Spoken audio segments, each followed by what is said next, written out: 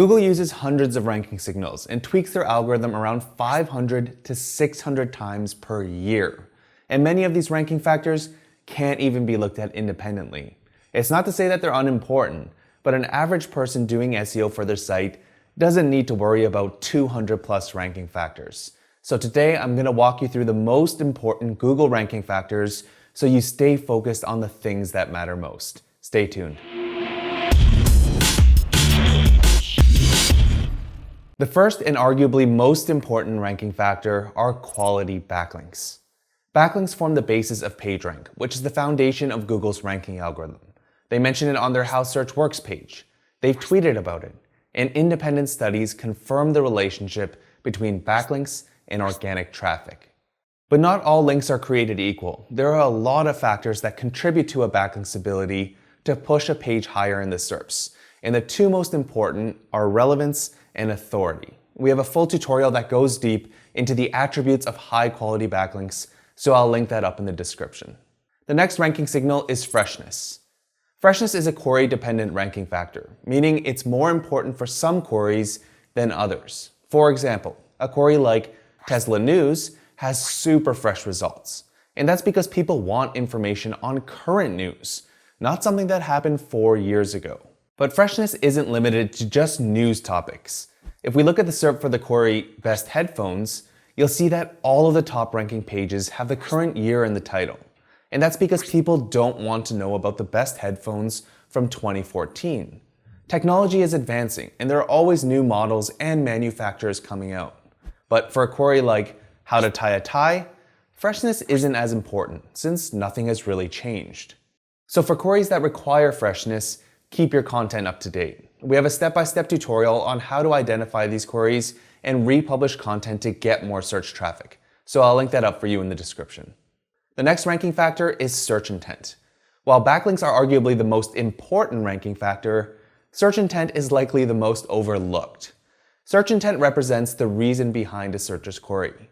So when someone searches for how to make chicken soup, they want to find a recipe. When they search for best headphones, they want to see a listicle with a variety of different headphones.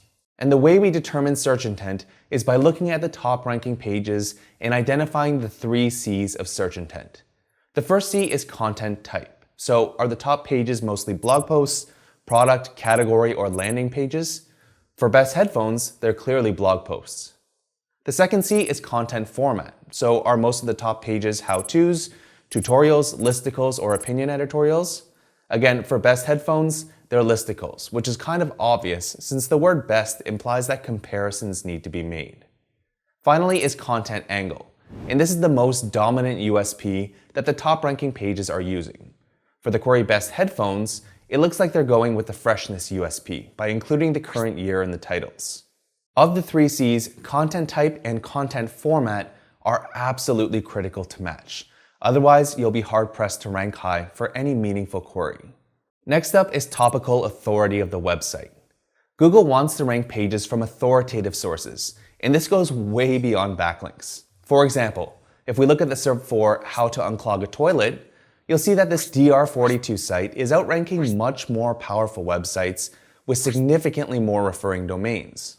Well, this page comes from a website that's just about plumbing, so it's likely more authoritative on that topic. Now, if we're being honest, this is just an educated guess, but there are more clues to help us solidify our argument. Number 1, Google Search Quality Rater Guidelines mention something called EAT, which stands for Expertise, Authoritativeness, and Trustworthiness. I don't know about you, but in our opinion, we believe that it's near impossible for a person or website to demonstrate all 3 qualities on every topic. Alright, so the second point of support for topical authority is in Google's SEO Starter Guide. They say, cultivate a reputation for expertise and trustworthiness in a specific area. Number 3, pages on websites that are focused on one particular topic will have more internal links from pages about similar things. And not only do internal links help increase authority, but they also help Google understand what the pages are about. Finally, there's evidence to suggest that the perceived authoritativeness of a site is query dependent in this Google patent. Alright, the next ranking factor is content depth. Depth is about hitting the talking points of a topic that searchers want and expect to see. For example, if we look at the SERP for best watch brands, you'll see that search intent tells us that we need to create a listicle blog post specifically about luxury watches.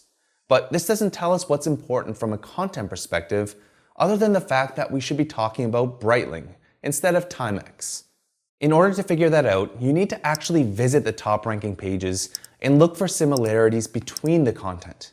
And if you look at the top ranking pages, you'll find that they all mention something about price.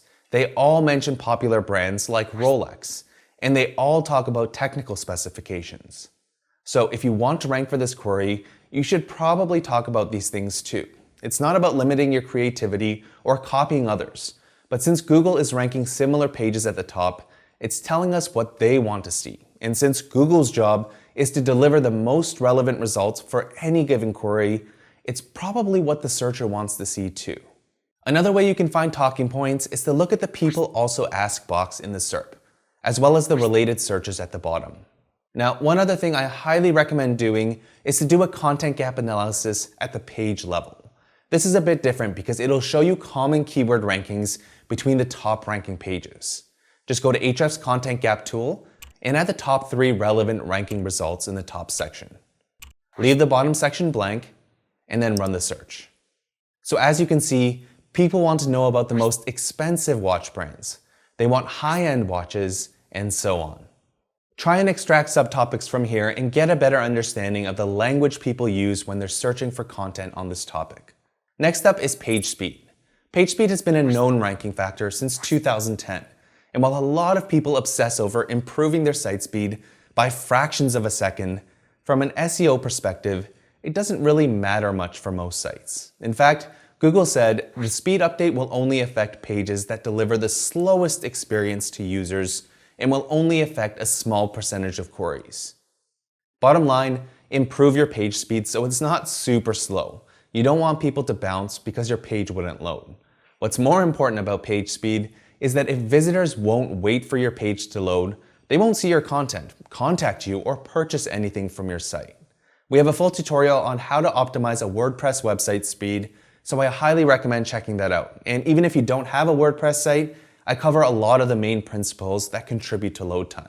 All right, next up is to ensure your site uses the HTTPS protocol. In 2014, Google announced HTTPS as a very lightweight signal affecting fewer than 1% of global queries.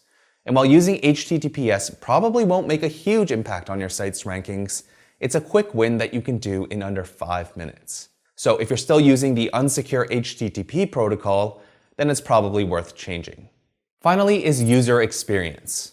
Google wants to rank content that offers visitors a positive experience, because if people are finding good results from their search engine, then they'll keep using it. So the absolute basics would be to try and keep visitors on your site for as long as possible without any kind of trickery. So create easy to read content, a well-organized site, responsive design, and go easy on the ads and pop-ups. Basically, you want to have a site that's designed around the user's needs first.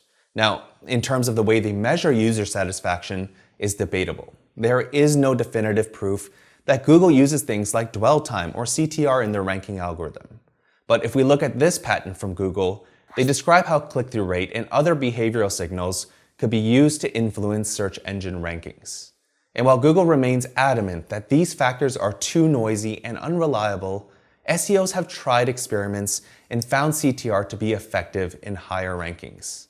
So the key takeaway, instead of obsessing over metrics like CTR and dwell time, focus on creating excellent content and an overall positive experience for visitors.